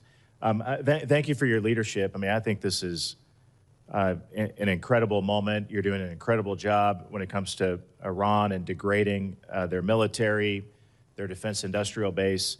You cite in your testimony that the U.S. has, quote, delivered a long-term rollback of Iran's ability to project power in the region and beyond, end quote, damaging or destroying over 85% of its ballistic missile, drone, and naval defense industrial base and 82% of its air defense missile systems. That's pretty damn good. That's a strong statement, and I'm proud of your efforts. The NDS talks about the concept of simultaneity, in which our adversaries could undertake simultaneous aggression across multiple theaters. Does Operation Epic Fury's degradation of the Iranian military and defense industrial base reduce the problem of simultaneity? Senator, I think it remains to be seen what happens going forward with Iran. But what I think we've seen is a combination of ability for the United States to project power and influence and defeat an adversary very quickly, 38 days. The effects on other theaters, I think I would really refer to U.S. European Commander and the Pacific Command Commander. But clearly the United States is agile and we can move from theater to theater very quickly. Can you unpack this concept of simultaneity? Well, the United States Explain it to us. The United States has significant capacity. We have forces deployed around the world addressing a variety of issues. We're focused today largely on Iran, but clearly General Anderson is actioning key and critical matters in Africa. We're doing it in Europe. We're doing it in Asia. And we're doing it in South America. And We're able to do that at the same time. That's how the United States military rolls. You also write in your testimony that Iran's ability to reconstitute its military capability will, quote, depend in large part on decisions we and our partners make. What should we be doing to press our advantage? I think there's a policy component to this, Senator, and potentially a legislative component. Then there are a restricted number of countries. There's a finite number of countries that have historically had trade with Iran. Addressing those countries and what they are trading, how they're doing it, and what that looks like, I think is something we should take a look at. Yeah. Because if they don't have the parts, they're not going to build the weapons. Well put. I was very proud to see the Lucas drones deployed and used in CENTCOM. The Indiana National Guard played a really important role in testing the Lucas drone at Camp Atterbury in my state. What, if anything, can we extrapolate from the performance of our Lucas drones in other conflicts? Yes, Senator, so the Lucas drones were the United States' first opportunity to use our own one-way attack drones against an adversary. I remember well the training that happened at Camp Atterbury. I was watching it like a hawk. That training has produced additional capability that we've now employed against an adversary very effectively. What else can we learn from it? Well, there's a lot more to be learned from it. I'd love to take it in a classified setting, and particularly given where we are right now vis-a-vis Iran, I think I would just like to keep that in the classified setting. For more than a month, our warfighters in the Middle East were hammered by small drones. How can we ensure that doesn't happen again if combat operations resume? Yes, Senator, a little bit of a myth buster on this. Iranian drones are significantly capable. In the days of $35,000 Walmart light drones, those things are behind us. Iran has a very capable drone force. We have very capably defeated it. Good. Well put. Thank you very much. That's all I have. I yield back, Mr. Chairman. Thank you, Senator Kelly, and then Senator Gillibrand. Thank you, Mr. Chairman. Admiral Cooper, General Anderson, thank you both for being here today. Admiral Cooper, I want to start with you. I've got questions for both of you, but I want to talk a little bit about the civilian harm mitigation team at CENTCOM. My understanding is that you've gone from 10 down to 1 as part of a department-wide reduction in chimmer, that their role is to try to minimize harm to civilians when we're conducting combat operations. Is that correct? You've gone from 10 to 1? Yes, sir, that's the billet, but there's a larger component to this. Over a course of years, we've gone from compliance to civilian casualties and risk mitigation being just part of the culture. There are dozens, if not hundreds of people who are involved in this process. What did those 9 individuals do who were removed from their jobs? They're now integrated in other capacities. They've retained other capacities in the joint, what we would call joint But what fires. were they doing when they were part of the civilian harm mitigation team? They're playing a key role in helping us move from compliance to culture on CIFCAS, focusing on it every day, which they continue to do. So by your estimates, how many civilians have been killed or injured over the course of this war? The investigation on the one incident that we've had after more than 13,000 strikes is still underway. We'll certainly be transparent, release that when we can. This is a matter that I'm passionate about. I'd like to use the occasion to invite you, other members of the committee, and your staffs to Tampa to take a look at what our targeting process looks like. If you were to find out that there was an error in the targeting process, would you reinstate some of those people that were removed from that team? Sir, it's a hypothetical. I think I'm always looking to organize to purpose, and we'll just see what the investigation Are you shows. taking any additional steps now because of the civilian casualties to date? We have taken additional steps. Our additional steps have been very proactive throughout Epic Fury. Our staff specifically warned the Iranian people more than 100 times about the threat of them being used as human shields. I personally warned the Iranian people on March 8th, 11th, and the 23rd that they had the potential to be human shields, and that communication was very effective. So again, we're moving not just targeting, but a proactive measures to minimize. All right, well, thank you for doing that. General Anderson, so China and Russia continue to expand their influence across Africa. We discussed this with misinformation, disinformation across many African countries. You requested $94 million for information operation activities. You were promised, and this is in fiscal year 26, you were promised $25 million from the department. You ultimately received only $19 million. Can you talk about the difference between having $19 million to do that job and $94 million? Like, what are you able to do if you were fully funded? General Anderson, I get it. I mean, we see this stuff all the time. The amount of misinformation that comes from the Chinese and the Russians, it is a huge problem. But if you could just explain to us a little bit about what you could do if you had the full request.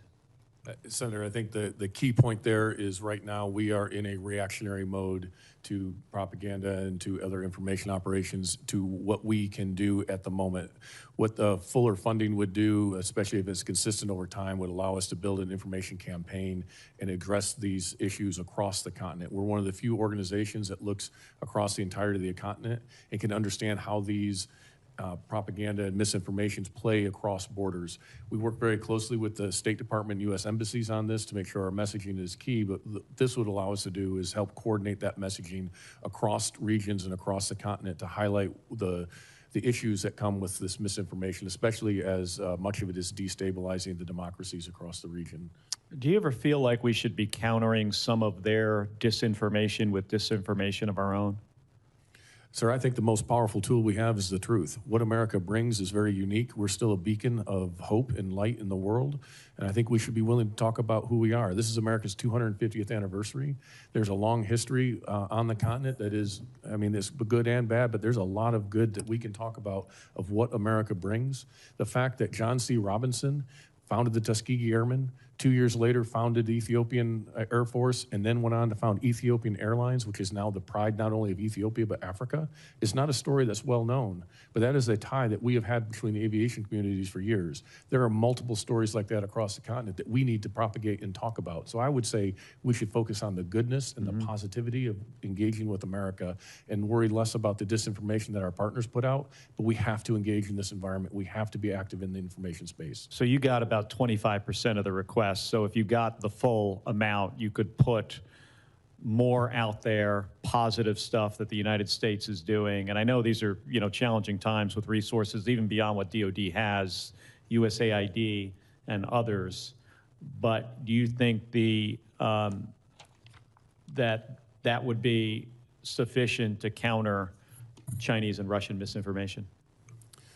Senator, I think information operations is one of the lower cost investments that we can make that have outsized return and help amplify the limited resources we have in the military side and highlight the benefits that those provide. And being able to talk about that broadly, I do think has outside proportions. So small investments can have a large impact. And this is an area of information where I think we can make a lot of gains, even despite our smaller physical presence, that can highlight the totality of what the United States brings. I 100% agree with you, General, and we should really look into getting you the resources you need to do this job. Thank you. Thank you. General Anderson, I 100% agree with you. Senator Gillibrand.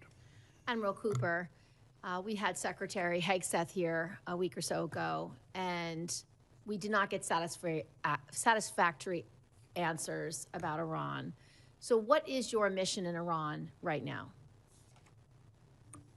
Senator, with Epic Fury now formally ended per the President's notification, we shifted our mission to a blockade mission in the following day, and we're implementing that mission in accordance with international armed conflict. That's our main mission today, as well as to be ready for a broad range of contingencies. And do you feel that President Trump's declaration that we have obliterated all of Iran's capabilities and their nuclear program, is that accurate? Senator, I speak from a military perspective. We have significantly degraded their drone, missile, and naval capabilities. We've fractured their command and control. We've eliminated the large preponderance of their space program. They, by every measure, are degraded significantly across all measures of national power. So what's your exit strategy to end the conflict with Iran? Senator, that's a policy decision. And don't you have to offer the president various exit strategies so he knows how to get from A to B? Senator, consistent with my statutory obligations, I provided a broad range of options along with risks and mitigations through the Secretary. So given your current mission, how many more days, weeks, months, years are we going to be at war with Iran? Well, as we sit here today, we are in a ceasefire, and the way ahead will be determined by our policymakers. Well, currently, we are still spending $1 billion a day on this war with Iran. And I can tell you from my New York constituents, they're furious about it because $1 billion a day could be lowering their housing costs, lowering their food costs, lowering their health care costs, lowering the cost of everyday expenses that continue to go up because of the war in Iran. With the price of gas as high as it is, the price of diesel as high as it is, it means everything that they have to buy for their families is more expensive. So we expect from our military leaders a plan about why and how long we are going to be spending $1 billion a day, and I have not seen that plan or the why from President Trump or Secretary Hegseth. So I'm hoping, as the military person in charge of operations, that you have a plan to end this war and to stop spending $1 billion a day. Senator, we have a broad range of plans and contingencies consistent with my obligation to provide that advice, both the Secretary and the President. We've done so. Decisions will be made by our civilian leadership, and my job will be to execute them. The second concern I have, Admiral Cooper, is how we've prosecuted this war to date. We have data and information publicly available in publications like the New York Times that 22 schools have been hit, hospitals, dozens of hospitals have been hit. We have regulations, we have the law of war, we have human rights obligations, we have our own targeting requirements to avoid civilian harm and death. Have you been implementing all the laws that are required under current law to minimize civilian death? Senator, we have executed every operation consistent with the law of armed conflict. The subject of civilian casualties is a particular passion of mine. We pay attention to it. We follow all the procedures and have gone above and beyond to, in my case, personally warn the Iranian people of several instances during conflict where they were being potentially used as human targets. If they've been warned, how did we then bomb 22 schools?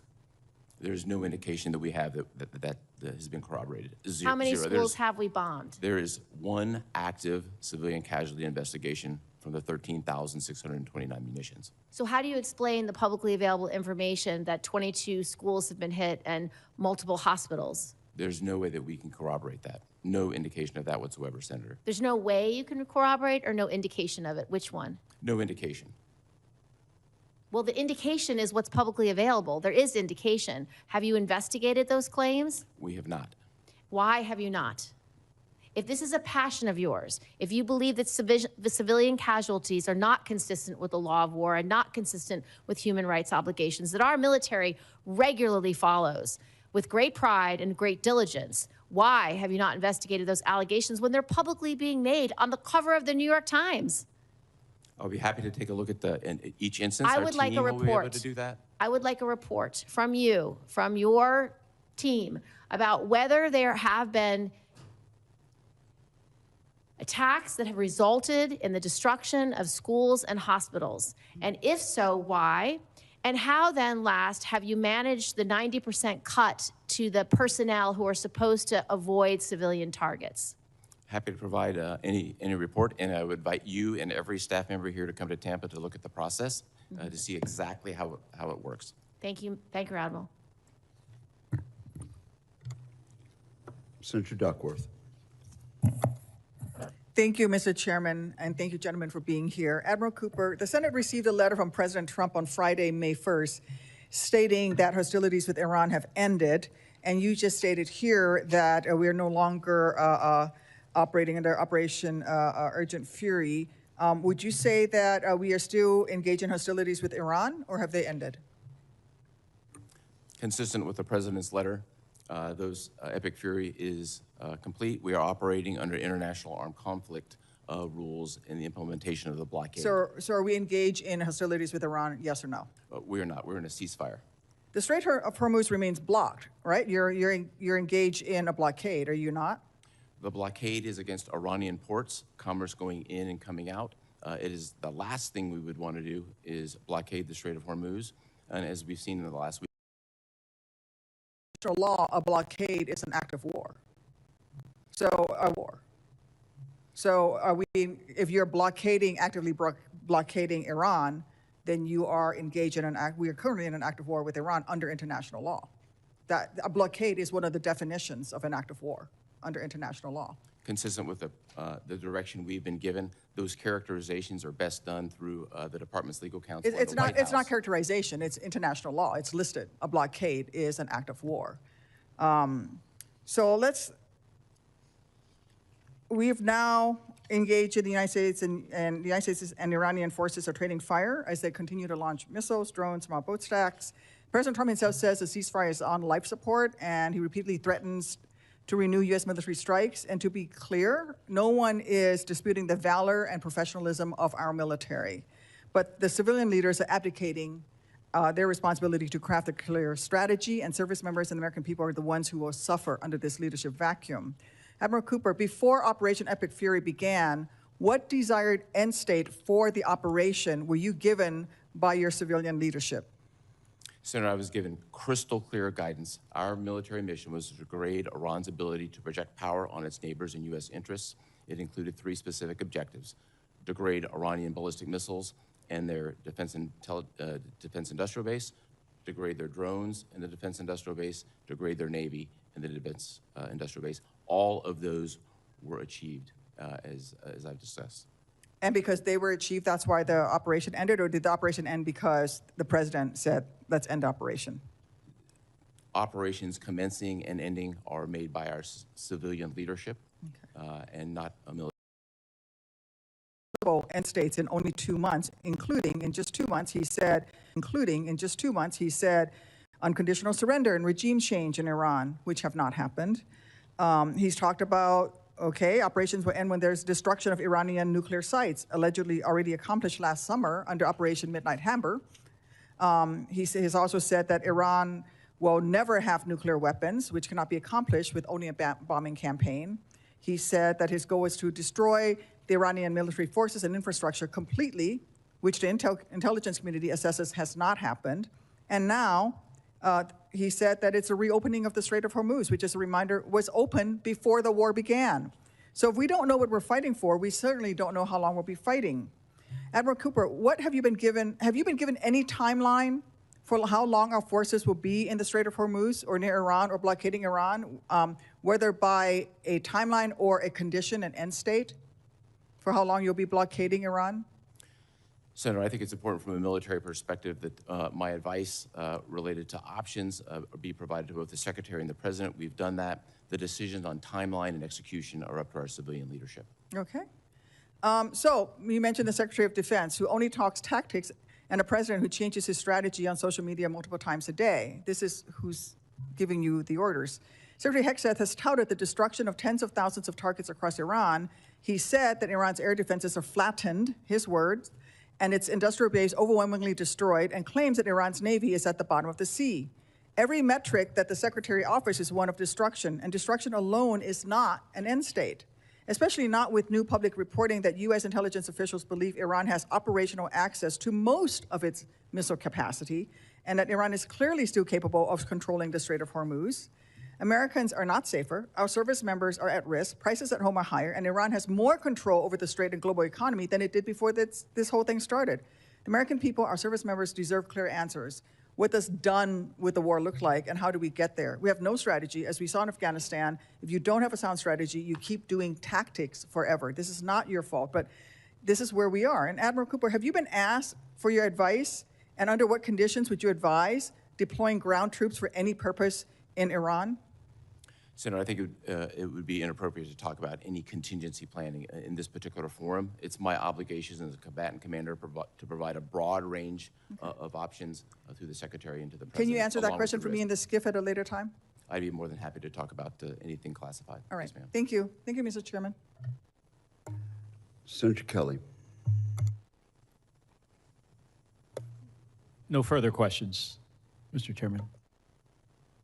Sorry, I didn't mark off Senator Peters. Thank you, Mr. Chairman. Gentlemen, thank you both for being here. And I speak for myself, and I think everybody on this panel. We appreciate the incredible professionalism of the men and women in uniform and the job that they do every day with professionalism and heroism. And thank you for doing that. But we do have a number of questions about how we win this war and end it going forward. And those are usually political questions related to political leadership. The men and women in uniform execute those orders, and they have demonstrated that they're certainly the best in the world. But Admiral Cooper, you mentioned that the current mission right now is basically the U.S. blockade of Iranian ships or ships that are transiting the Straits of Hormuz to Iranian ports. That's in response to Iran basically effectively shutting down the Strait of Hormuz before that.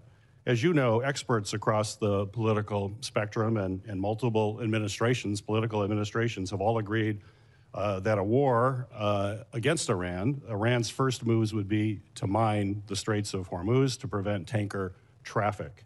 But despite these known risks and repeated claims that the DoD has planned, I'm sure you have plans. I attended the War College. I've served in the Navy. There are no shortage of plans that we have. That you have plans to deal with the closing of the strait. We had 4 minesweepers that were stationed in the Middle East were just retired last year, and our remaining minesweepers were either stationed in Japan or not pre-positioned in the region. This is despite public reporting that we currently already have limited unmanned mine clearance capacity. And reports from the New York Times and Reuters has also indicated that Iran still has hundreds, if not thousands, of small boats that can lay mines or perform hit-and-run attacks on top of their existing land missiles and drones, which I'm sure they're building at a furious pace right now to restock what they have. And this is on top of existing land missiles and drones. The American people, as we all know, are already paying higher prices in the United States. Inflation is up as a result of chaotic tariffs that President Trump has put into place. And now, thanks to this war and the Straits closure, they're paying high gas prices that continue to rise as well, putting a strain on family budgets. So my question for you is, if there was advanced planning, and I'm sure there was advanced planning about the Straits closure, why were the minesweepers not pre-positioned in the region when it had been publicly reported that we already have limited unmanned mine clearance capacities? When you have a plan, usually before you execute the plan, you make sure that all your assets are in place to actually execute that plan. So it's curious that those assets were not there. Why? Senator, I think best to talk specific tactics and operations in a classified environment. What I can say here is we did have sufficient and continue to have sufficient mine clearance capability in the theater. Because it happened to not be in those 4 vessels that were decommissioned after decades of service, I think is an interesting point. The support and the ability to conduct countermining comes in a lot of different flavors, best to discuss in a classified environment. And I don't mean to get into that. I understand that totally. You don't want to do it. But it's clear that there is a concern about mines. We aren't seeing ships go through there. Commercial companies do not want to go through the straits. They're not going to put their ships at risk so they don't feel safe. To me, that speaks volumes as to whether or not it's safe, that there is a real concern there. And we know that the Iranians have significant capabilities to deal with that. You know, I asked a previous question related to strategy and really talked about von Clausewitz on war, which is, as you know, the seminal text on strategy that is taught in all the war colleges. And you know it better than I will ever know it. The concept of that is that in order to win a war, you've got to know the center of gravity of your enemy, and you have to be focused on able to neutralize that. What is the center of gravity in Iran? How are you planning? And that's a military decision as to what is the center of gravity. That's the kind of advice you would give a president. What is the center of gravity? So I really would defer to our policymakers to determine what they view from a policy perspective as the center of gravity. From a military perspective, we're focused on achieving military objectives, which is exactly what our men and women have done, and they've done it extremely well. Well, you do, as you know, and every war plan has a center of gravity that you identify, and then you work around that. So there is the war plan that we have for Iran would have the center of gravity. Well, why can't you share what that is? That's in the past. It's been before we knew the center of gravity in the Persian Gulf War for Iraq. Colin Powell said it was the Republican Guard troops, Iraq's elite unit there. Obama administration in Afghanistan, Admiral Mike Mullen defined the center of gravity as building Afghan government support. They made this public. They weren't hiding the center of gravity, and our enemy knows what our center of gravity is, and we know what theirs is. There's no reason to keep that secret because the American people have a right to know what is it that we're trying to accomplish, and that's outlined very clearly in that term, a part of every military plan that is put forward. Yes, sir. I agree. Every war plan has a center of gravity, and those war plans are classified. I'd be more than happy to talk about it in a classified environment. Fair enough. Senator Rosen. Thank you, Chairman Wicker, and thank you, Admiral Cooper, General Anderson, for your service and your willingness to continue to serve our nation. Admiral Cooper, I want to talk about the International Stabilization Force. It's been publicly reported that CENTCOM is going to play a role in the proposed International Stabilization Force in Gaza. We'll just call it ISF going forward. Though many questions remain on what the ISF is, when it will be deployed, and how it will operate. So can you clarify the roles of the U.S. and CENTCOM in the ISF? Specifically, is the vision for CENTCOM to retain command and control, or is there a timeline and mechanism for transitioning oversight to a multinational or civilian-led structure? Senator, first, great to see you again, and thank you for the question. Our role can be simply defined as one of support right now. The International Stabilization Force commander who's been designated is also dual-hatted as the commander of Special Operations Command Central. He has about 45 members of the Joint Force presently working for him. We're really at the infancy of forming that International Stabilization Force. Thus far, there have been 4 countries who've committed to provide forces. And so I think as we look to the future, I'd be happy to come back to you on what that looks like. Later on.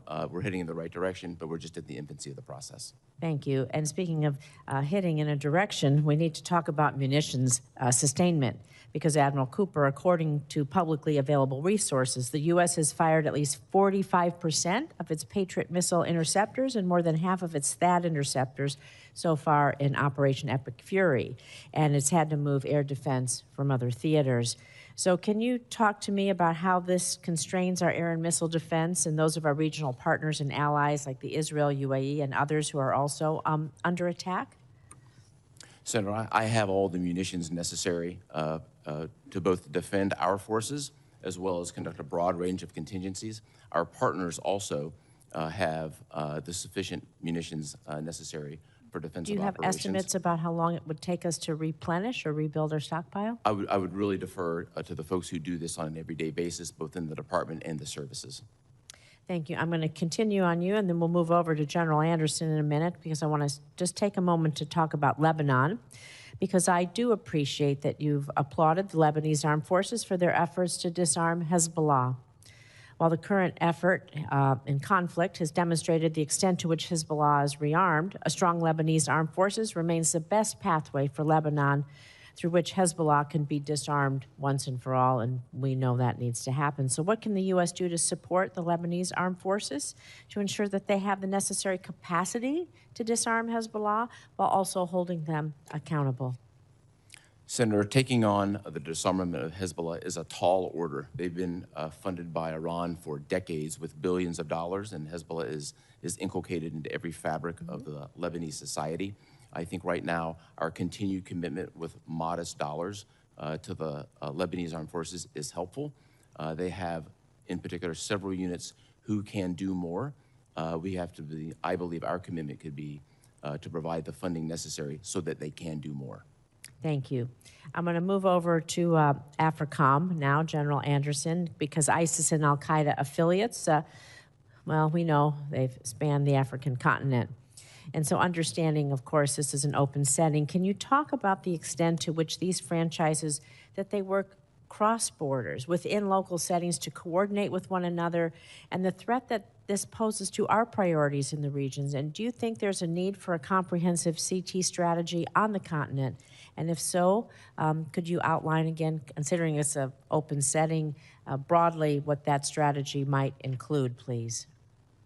Yes, Senator, I appreciate the highlighting of the transnational threat that both al-Qaeda and ISIS pose.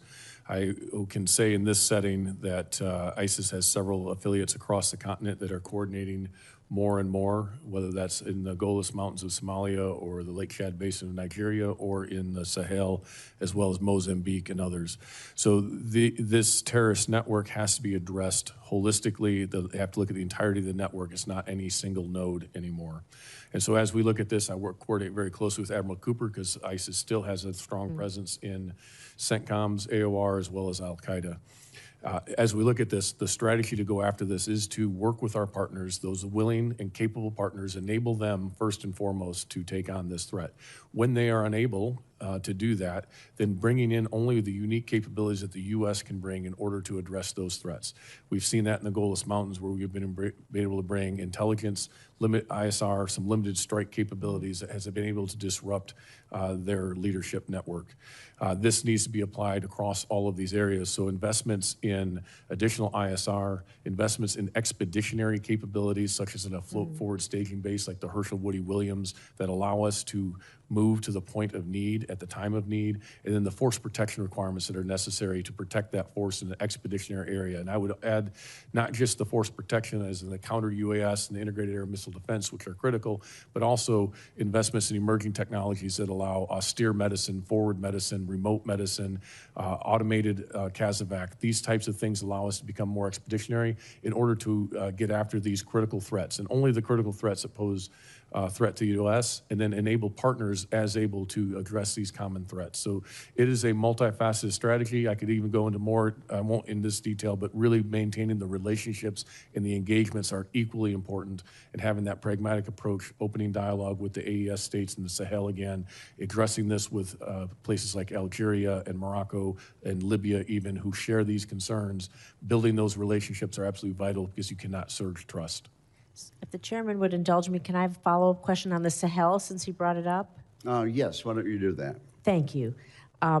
We know, you brought up the Sahel, but last month the JNIM and local militias in Mali executed coordinated nationwide offensive attacks, attacking Mali's capital, seizing the key towns, killing the Malian defense minister. Though these attacks were greater in scale and intensity than any other since 2012, and clearly demonstrate the attackers' ability to strike against an expansive geographical area. So you're talking a little bit about the Sahel, but the permissive environment in the Sahel that's making these attacks possible, and what what more can you do? Would you like to add if you want to speak a little bit more about Senator, instability there?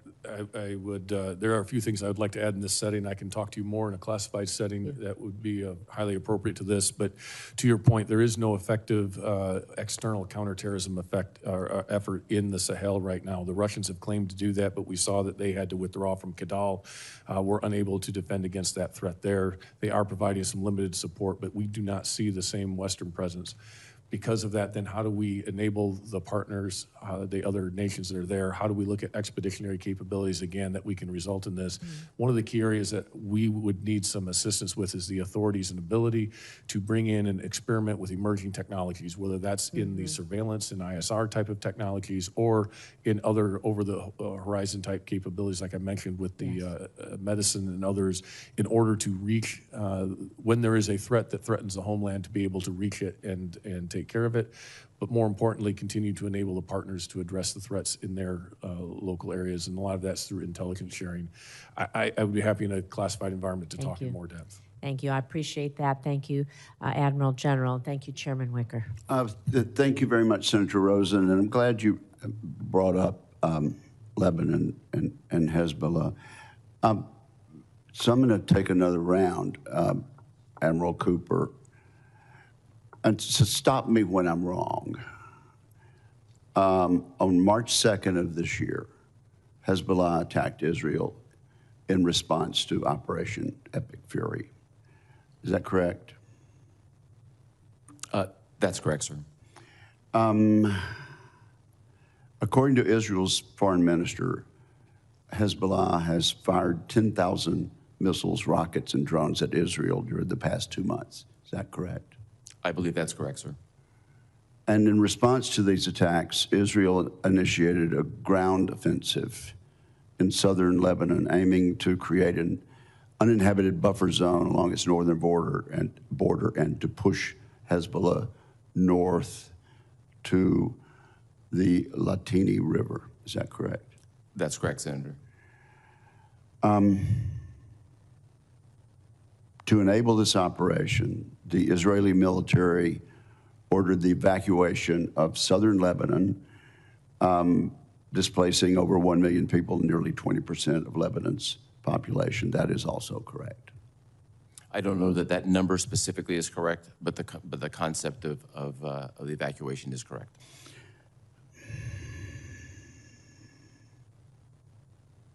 While governments of Israel and Lebanon declared a ceasefire in April of this year, Hezbollah Secretary General Naim Qassem announced that his organization would not recognize the ceasefire and would never agree to disarm. Is that correct? That statement is correct. Yeah, he made that statement. Hezbollah then continued to fire projectiles into Israel, and Israel has continued to strike Hezbollah positions in southern Lebanon. That's also correct, isn't it? That's correct, sir.